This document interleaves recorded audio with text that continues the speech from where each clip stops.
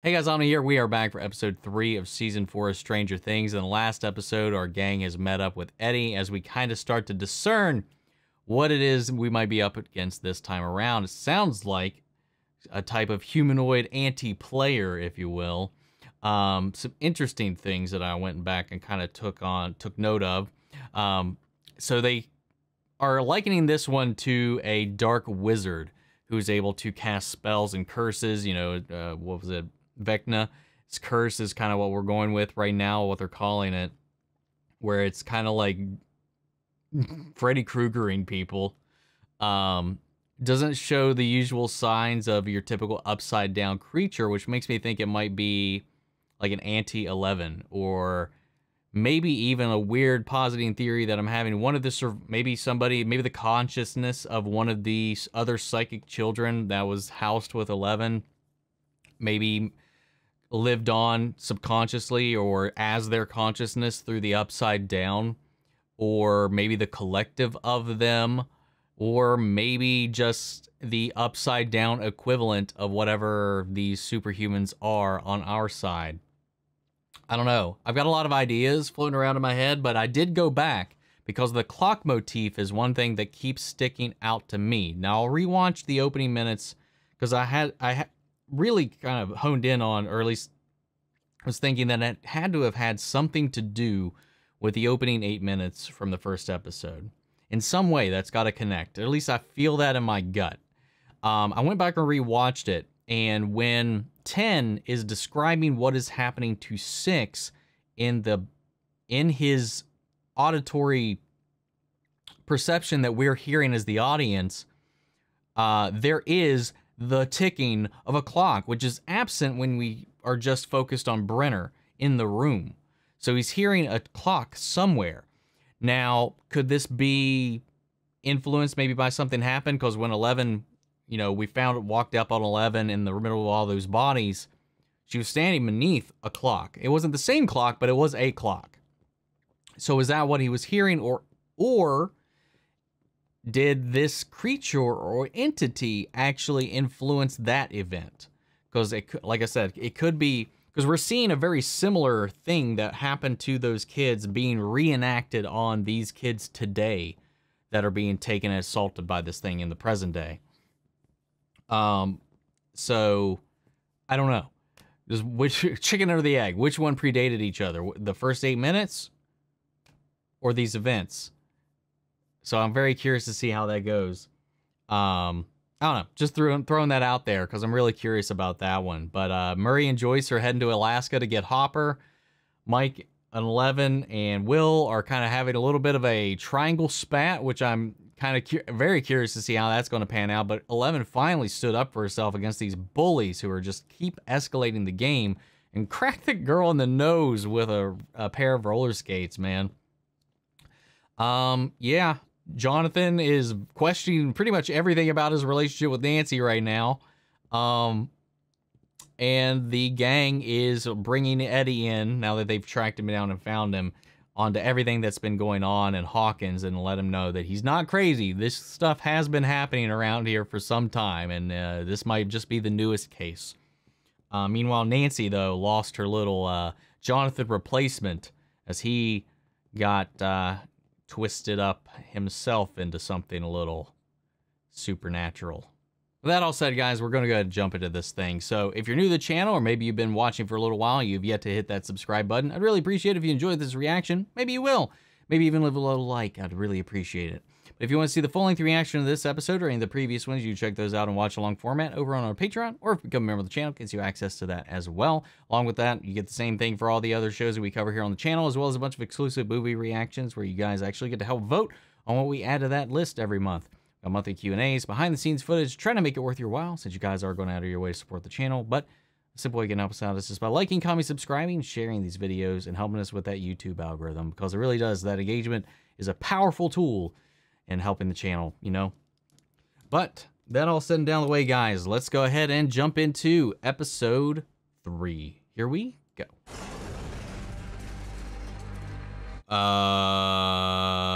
What? Okay, helicopter. Oh, it's Owen. Sorry, Owens. Dr. Owens. Oh, wait, that's the same guy that was just investigating the girl, right? There were no signs of any attacker. Everything that has happened in Hawkins can be traced back to Brenner's little pet. Wouldn't you agree? You can make this easy and tell us what she is. Or we can do this the hard way. Oh, man. I want to know everything he's done and everyone he's spoken to in the past year. And if we're lucky, he'll lead us right to the girl.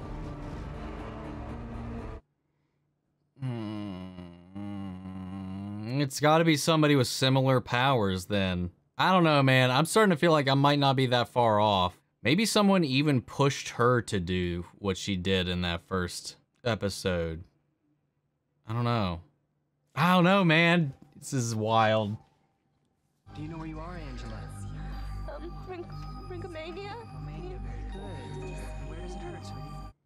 Let's blow this up larger than it actually should be.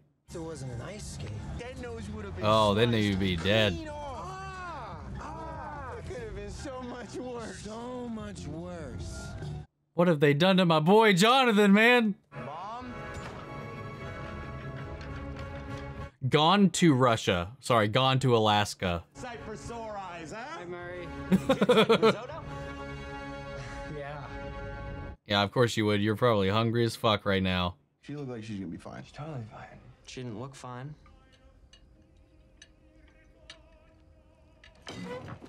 Wow, way to be a dick. I sense tension. Oh, great. Are we gonna have another psychological moment with Murray? Finish risotto? He's smacking, dude.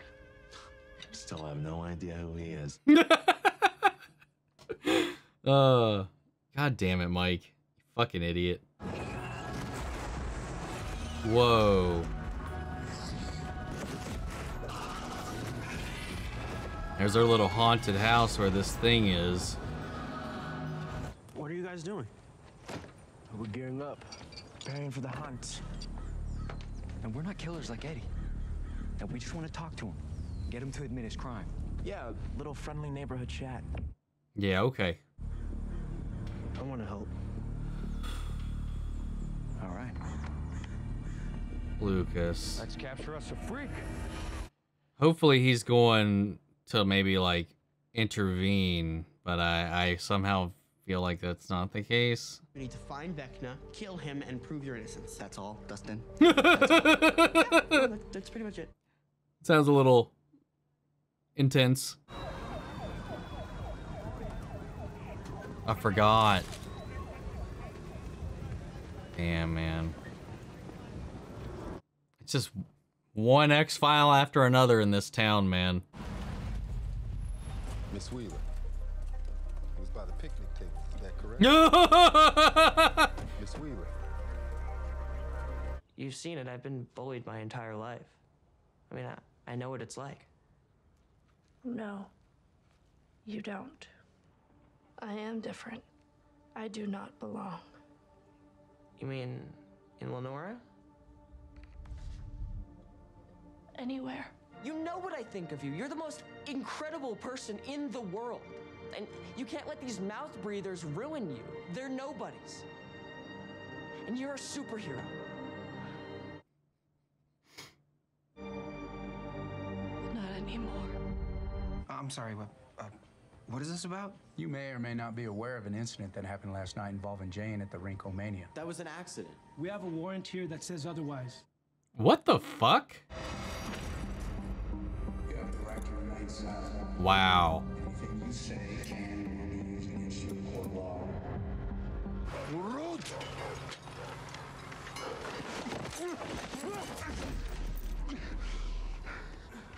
Your Russian is getting better.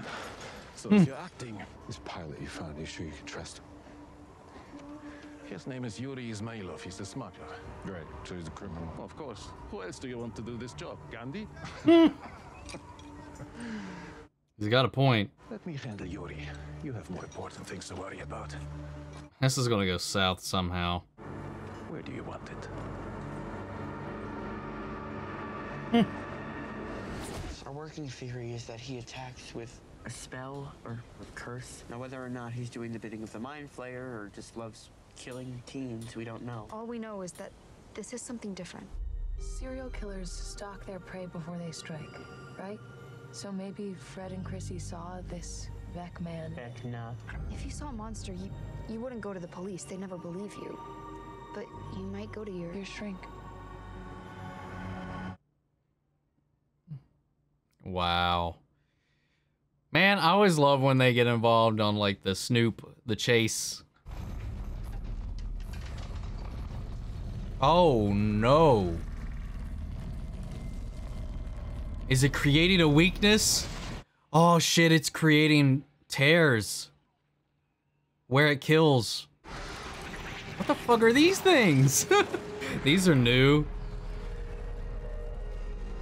And didn't it say join us or join me or something like that whenever he like, yarn, Fred? You can't force me to go to that awful place. Is he finding his next target? I fell again. I slipped. An accident. Wow.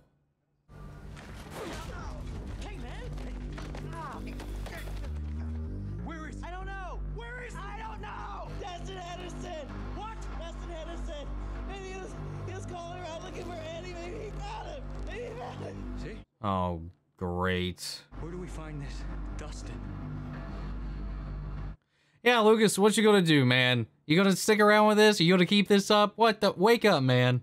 God. And why did you hit her? I don't know. Why is she protecting her? Did you want to kill her? Oh my God. I don't know. You didn't know if you wanted to kill her. Turn to the right. Oh wow. Oh, and the government's looking for her too. This is gonna make it easier.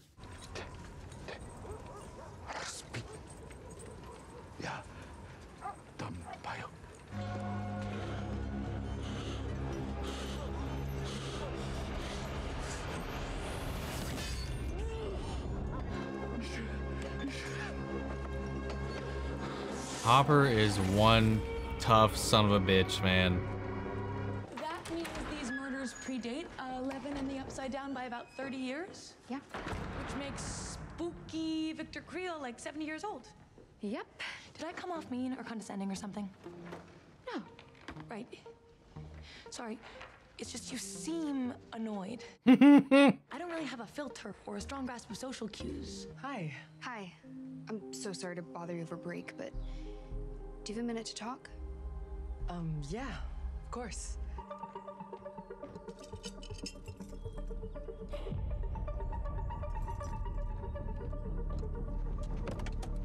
That's one thing to do. Nothing, just drive. Nothing. Steve, drive! Do what you gotta do, I guess. Yes, man. Are you guys looking for Eddie? Yeah, and we found him, no thanks to you. You found him? He's at a boathouse on Cold No! River. Don't worry, he's safe. You guys know he killed Chrissy, right? That's bullshit. I was looking for clues. Clues? What, freshmen think he's Sherlock Holmes or something? we smart, man. I found one. God, fucking doofuses. What? A clue. No. I know where Eddie's hiding. Why? Lucas, come on, man. Is this that important? Hopefully he takes him on a wild goose chase. Uh-oh. Convoy's here for extraction. Are you transporting a Jane Hopper? Yeah, what is this? I'll take her off your hands.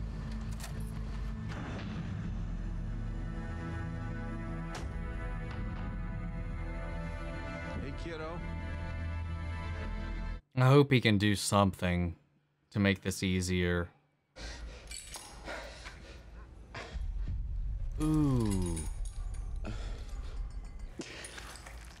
Ew. Ew. How was he walking?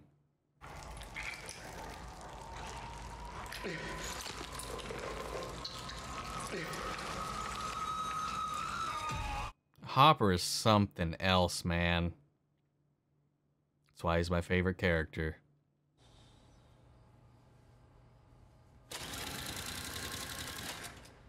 Oh, well, is it? That's the house we saw.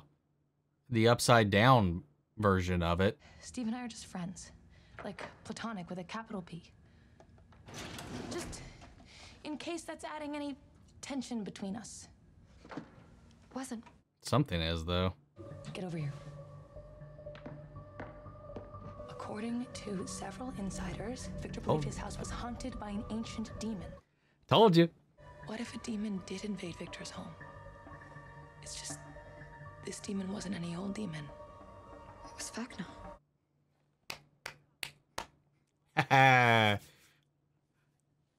I like when one of my theories becomes true or right or accurate. Holy shit. Found it? Yeah, and not just Chrissy's file. Fred was seeing Miss Kelly too. Is this how they're being targeted?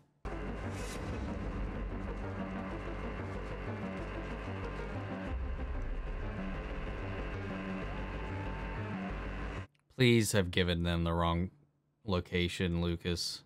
I don't know how to say this other than just to say it. Hawkins is in danger, but this evil is like a virus. Each time it returns, it comes back stronger, smarter, deadlier. It's evolving. Except this is one that predates all of them. A war. Where you at, freak? Oh, he led them to Hopper's cabin. Lucas, good man. You sure Eddie was here? Yeah, I'm positive. I know it's not fair to ask more of you, but I wouldn't be here if I didn't think this was the only way. If I didn't think you were the only one who might have a shot. She doesn't have her powers. My powers. What if I told you there was a way to bring them back? There are others who don't believe in you, who think you are the cause. I believe they're wrong. I believe you're the cure. God damn, man, I love Owens. Oh no. What if I'm not good? What if I'm the monster?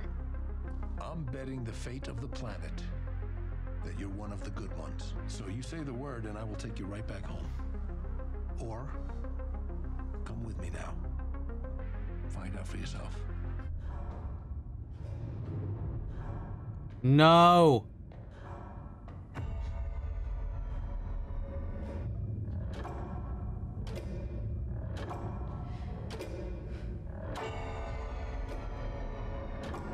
What is with this fucking clock, man?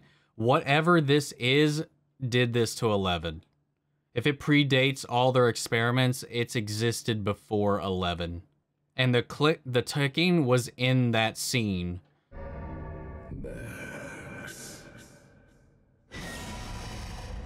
No. If you end right here, eat shit. If we start the next episode and she gets fucking mangled, I will scream. God damn it, man.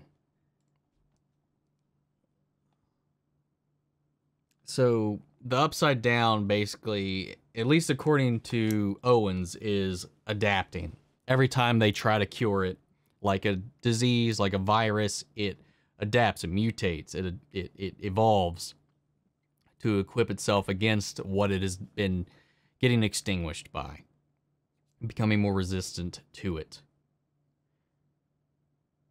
But that's confusing to me in a little bit of a way, because if it was able to do this exact same MO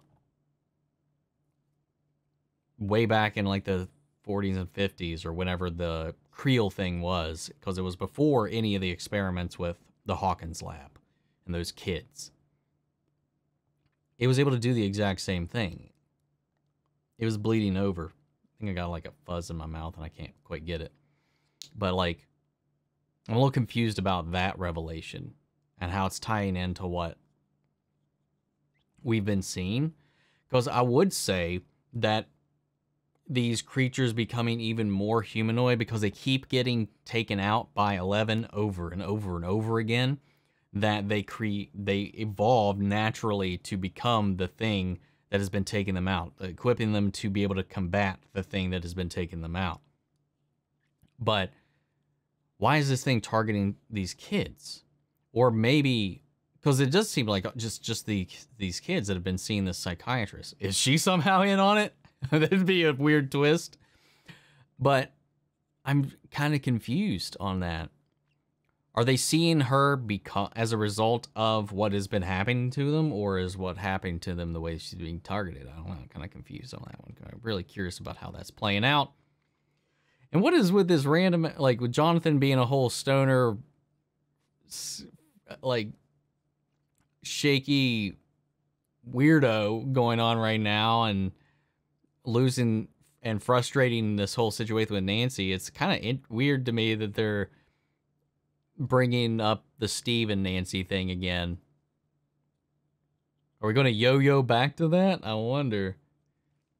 I don't know how I feel about that, to be honest. Though I do think that there was a little bit of a tension, and probably because things are not as pristine as they once were between Nancy and Jonathan because of everything that's been going on since the move. And the things that both of them are not telling one another at this point. That I don't know. Maybe feels a little out of place having another girl her age in the group. Kind of similar like how 11 was a little bit catty when Max came onto the field and joined the gang. So I'm curious to see, I don't know, that like frustration that Nancy had with her coming along.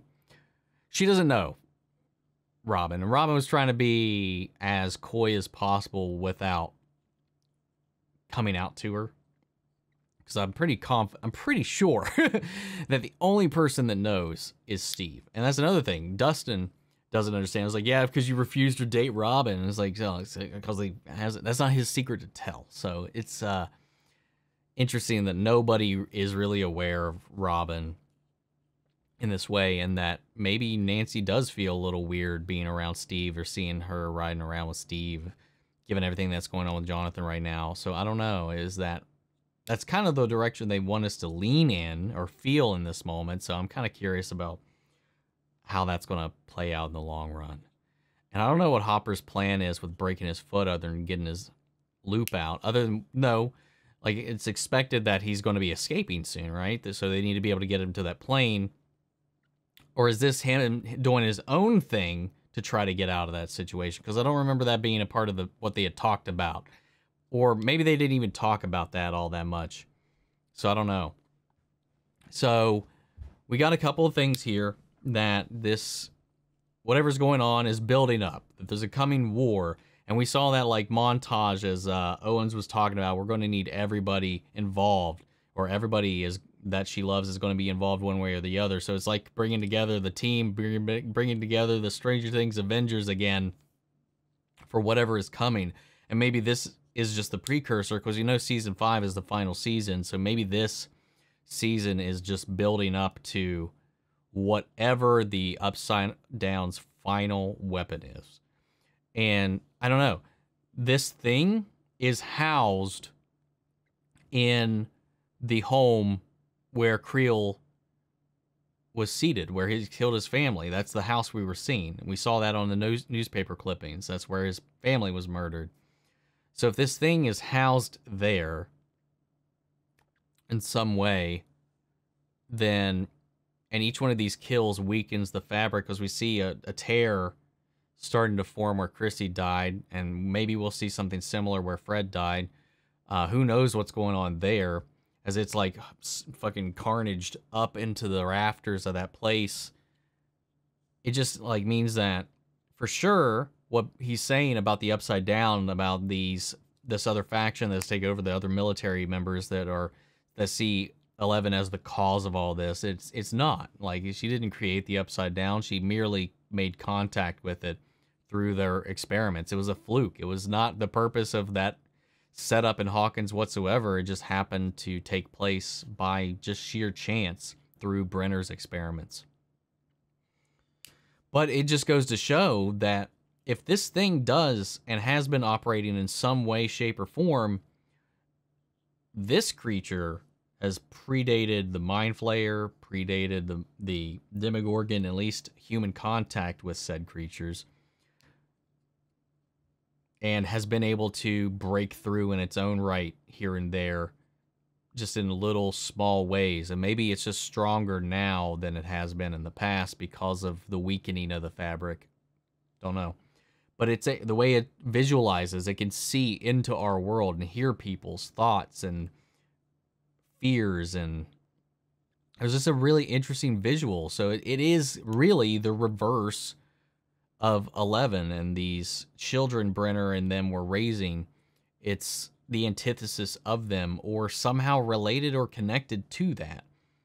Maybe, like I said, maybe it comes full circle, because we heard the ticking clock, the very same clock sound effect that we see here with Max, and we saw with Fred, and we saw with Chrissy, plays in that opening 8 minutes when 11 is berserking through the lab. Which makes me think that maybe this thing had an influence, or maybe it was seeping into everybody else. Maybe she was seeing these hallucinations and she was trying to fight back, thinking she was fighting this thing, but still was taking out her compatriots, her peers. I don't know. I still think it's a little odd that there was like an intense escalation in how they treated 11 after that incident. Given, I think, 11 didn't do a good job defending her actions because she's confused. She doesn't understand because of her past, and it's clouding any sense of what's going on. She doesn't see the way she's being treated by other people in the way that she should. Like, she feels like maybe she should be punished in a way for existing and not being. She seems like she was like, you're going to, even after all that, you're just going to, after everything that happened on the rink, before she hit her with the thing, she's like, you're going to tell Mike we're friends. Why? Like, at that point, she just wants to be accepted. She'll take the abuse as long as somebody just believes it. And she can repress that little echo in the back of her mind back a little bit from her being a monster. She's flashing back to these terrible things that she's done with her powers in the past, and she's doubting if she's good or not. And I think this is pretty much setting us on the course to be like, no, she wasn't even responsible for what had happened. That's where I'm going to lean in. I'll stick it to it until they tell me I'm wrong. But the whole Victor Creel thing in the house, or at least that he was probably possessed by this thing or seeing this thing, and he was blamed just like Eddie's being blamed for that. I call that, yes. Hell yeah, man. But Hopper, Joyce, this Russian plot, I'm not sure how that's going to loop back into things. I'm digging the season, though. It's very different. And it's definitely setting up a whole different kind of stakes for what's going on, what they're up against. But I do feel like, at least right now at this point, because so much of the Upside Down is unknown to us, like, what we are experiencing right now kind of contradicts our entire perception of how it's functioned up until this point, where some of what Owens is saying is likely true, but not exactly if this thing that he's so afraid of right now that is plaguing the town even more, or maybe this thing is just the precursor of it, or a symptom of it, or something that, I don't know, is like an omen of it. Maybe there's something larger beyond that thing, but it just seems like he has an inkling of something that is coming, but this thing has been there all along before they'd encountered anything else that has come through. So it's just, I don't know. Maybe I'm latching on to things. Maybe those are red herrings. Maybe those aren't exactly whole truths that we should take to heart right now. But that's just where my mind is at the moment. We'll see how it evolves as we go through the other episodes. But I love that this title, Monster and the Superhero, is really both about 11. Like, to us, and to what Mike says, to her credit, it's like she's the superhero, and she's still trying to figure out her place in the world without her powers as well, because she's like, the one thing that made her special, she doesn't really quite have right now. She's just this awkward girl that just can't fit in anywhere. And, you know, but that doesn't matter to Mike. Powers or not, Mike still sees her as a hero, and she's just I don't know. He's just not good at voicing any of his concerns, man. Say you love her, you dumb bastard. Oh my God, he's so frustrating. But the whole thing is this: she's not sure which she is anymore. She's never really been sure which she is. But Owens knows, and I think we all know. But we'll see. We'll see. We'll see.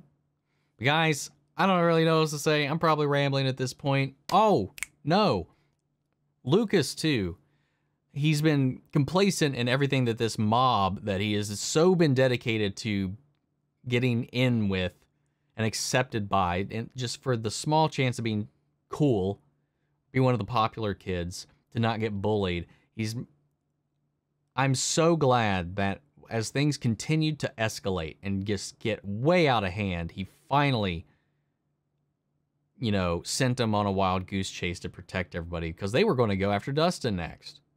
Once they heard Dustin was trying to track him down, they were going to go fuck up Dustin, and he's just a kid. I mean, what? He's only a few years younger than them, but still, they're all in high school. They're freshmen. So, like, they were going to go bust up some freshmen with some crowbars to get to this dude. It's a little excessive. And I'm so glad that Lucas made the right call, because I was, like, so worried that he was going to sacrifice them for this chance in that moment, even after what he had heard. But I'm glad he didn't. And I hope he makes it back to the group. And I don't know, man. We got this mob running around just trying to blame anybody and take it into their own hands. And it's already a better mob justice story than Halloween Kills. But yeah, I don't know. Just wanted to touch on that a little bit. I'm proud of Lucas for not devolving completely into this cavemanery. But guys, that's all I've got for the moment. So sound off the comments. Let me know your thoughts down below. We'll carry on the conversation after the video. Feel free to join us in our Discord. We can talk about it there as well. Links to that and all my socials are down below. Follow me on each and every one of those. If you want to see the full-length reaction, remember it's on Patreon, or become a member of the channel, gets you access as well. And before you go, I want to shout out our channel legends: Mandy Sherritt, Ryan Karen, Jason Coleman, Philly Vane, Yori, Corey Scott, Margaret Grace, Mary Bradley, Melita, and Robert Anguiano. Thank you guys so much for your continued support. But that's it for this video, guys, and I'll see you all in the next one. Take care, everybody.